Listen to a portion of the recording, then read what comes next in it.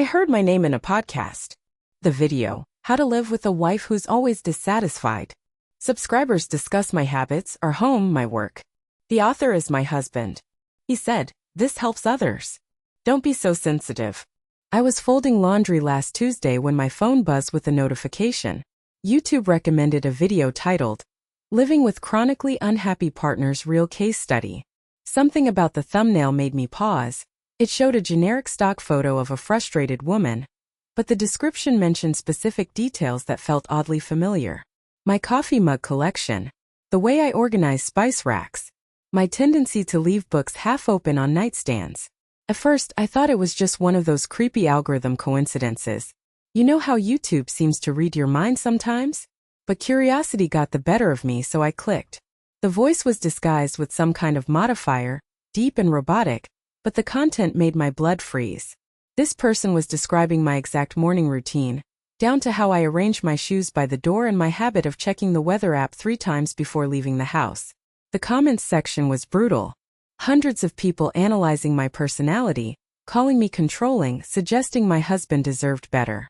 They discussed my preference for keeping lights dim in the evening, my reluctance to host dinner parties, even the way I apparently sigh when doing dishes. The detail was so specific, so intimate that I felt completely exposed. I scrolled through the channel's other videos. 23 episodes, all featuring the same mysterious husband discussing his wife's various shortcomings. Episode titles like, When Your Partner Criticizes Your Friends, and Dealing with a Spouse Who Doesn't Appreciate Your Efforts. Each one had thousands of views and hundreds of comments from people offering advice, sympathy, and harsh judgments about this unnamed woman who was clearly me. My hands were shaking as I confronted him that evening. He was in his office, probably editing another episode, when I barged in with my phone. His face went pale when he saw the video playing on my screen. For a moment he just stared, then tried to minimize the editing software he had open. Too late, I could see the timeline, the audio waveforms, the familiar robotic voice filter. His explanation came out in a rush. He claimed he never meant to hurt me, that he was just trying to help other men in similar situations.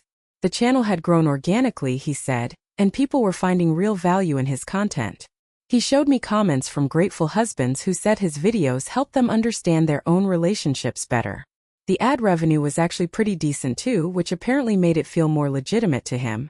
What destroyed me wasn't just the betrayal. It was realizing how long this had been going on. The oldest video was from 8 months ago. 8 months of our private moments, my vulnerabilities, my bad days being packaged into entertainment for strangers. Every argument we'd had, every time I'd confided in him about feeling insecure or overwhelmed, every small domestic friction had potentially become content for his audience. I thought about all the times he'd seemed unusually interested in my reactions to things, asking probing questions about why I felt certain ways about household decisions or social situations. Now I understood he was gathering material. Our marriage had become his research project, and I was the unwitting subject. The worst part was discovering that some of our mutual friends knew. The channel wasn't completely anonymous. He'd shared it in a private group chat, proud of his growing subscriber count. Several guys from his work had been following along, watching these detailed breakdowns of my personality and habits. They'd been at barbecues and parties with us, knowing things about our private life that I'd never consented to share. I felt like I was losing my mind. Every interaction with him became suspect. Was he mentally taking notes when I got frustrated with traffic? When I preferred staying home instead of going out? When I had strong opinions about movies or complained about my job? The intimacy of our relationship felt completely violated. Sleep became impossible. I kept thinking about strangers on the internet who knew details about my daily routines, my preferences, my quirks. They'd formed opinions about me based on his carefully curated version of events. I was a character in his story, and not a sympathetic one. Update 1. The situation got so much worse. I decided to create my own YouTube account to respond to some of the comments, thinking maybe I could set the record straight. Big mistake. Within hours of posting a few replies explaining my side of some situations, the comment section exploded. His subscribers found my account and started a targeted harassment campaign. They dug through my social media, found photos of our house, our dog, even tracked down my workplace somehow. The comments became increasingly personal and vicious. People were calling me manipulative, saying I was trying to destroy a man who was just sharing his truth. Some suggested I was emotionally abusive for not supporting his creative outlet. The harassment spilled over into real life. Someone found our address and sent a package filled with self-help books about being a better wife. Another person called my workplace claiming I was unstable and shouldn't be trusted with responsibilities. My boss had to have an awkward conversation with me about managing my personal life more discreetly. My husband's response to all this? He was furious with me for revealing my identity and ruining everything he'd built. He accused me of being jealous of his success and said I was proving all his points about my character. The irony was completely lost on him. He'd spent months publicly dissecting my flaws, but when I tried to defend myself, suddenly I was the problem. The worst incident happened when I was grocery shopping.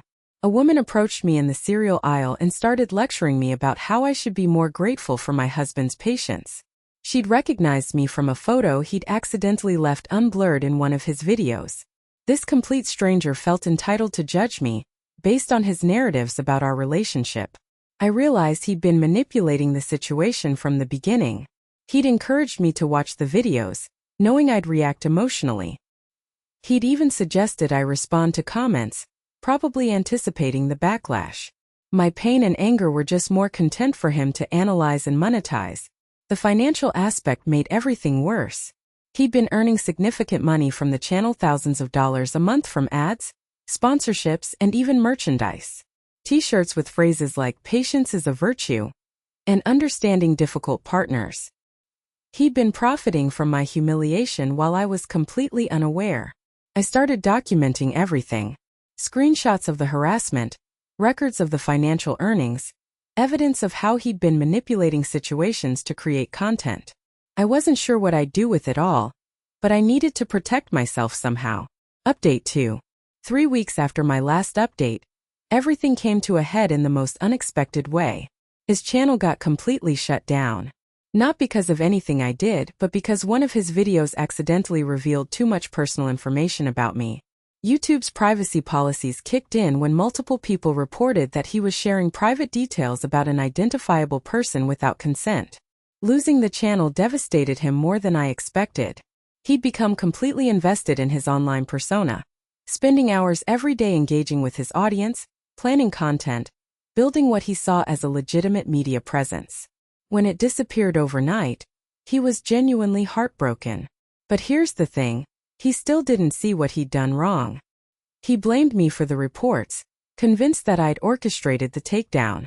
He couldn't understand that maybe, just maybe, publicly analyzing your spouse's personality flaws for entertainment might cross some ethical lines. The financial loss hit us both. He'd been contributing significantly to our household expenses with the channel revenue, and now that income was gone, we had to have serious conversations about our budget, our future, our completely broken trust. Every discussion felt loaded with the weight of what he'd done. I found myself in the strange position of grieving our relationship while he was grieving his channel. He'd invested so much emotional energy in his online community that losing it felt like losing a part of himself. I almost felt sorry for him, watching him refresh his email hoping YouTube would restore the channel, desperately trying to rebuild his audience on other platforms. The harassment mostly stopped once the channel disappeared, but the damage was done. I'd become hyper-aware of every interaction, wondering if people recognized me or knew about the videos. Even though the content was gone, thousands of people had watched it, formed opinions about me, discussed my personal life in detail. We tried to rebuild, but it felt impossible. Every time he showed interest in my day, I wondered if he was gathering material for some future project.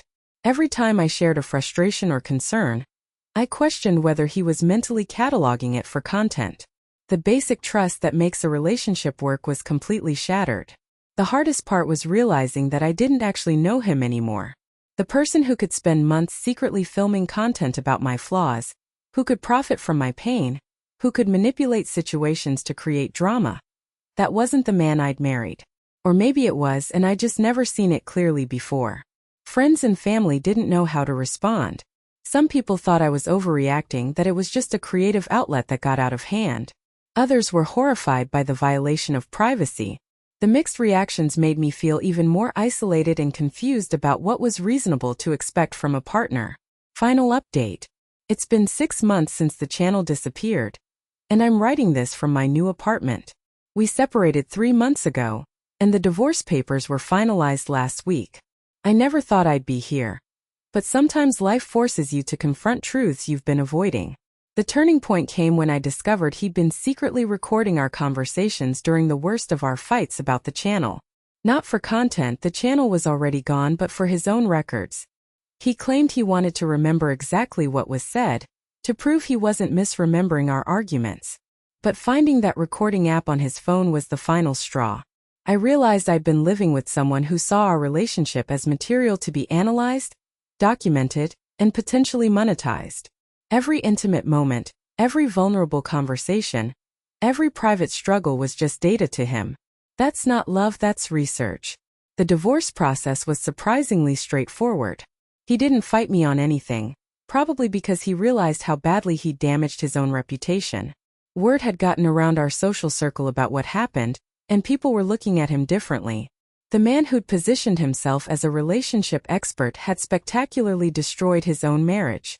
I kept thinking about all the comments from his subscribers, the men who'd thanked him for helping them understand their wives better. What kind of understanding was that, really? Learning to see your partner as a collection of flaws to be managed rather than a whole person to be loved? I felt sorry for their wives, wondering if they knew their husbands were taking advice from someone who'd betrayed his own spouse so completely. Moving out was harder than I expected. This was the house where we'd planned to build our life together, where we'd talked about kids and careers and growing old. Now it felt contaminated by what had happened. Every room held memories of conversations that had potentially become content, moments that had been reframed as material for his channel. But there's been unexpected relief too. I can have thoughts and feelings without wondering if they're being cataloged for future analysis. I can have bad days without worrying that my mood will become tomorrow's video topic. I can be imperfect without feeling like I'm failing some invisible audience of strangers.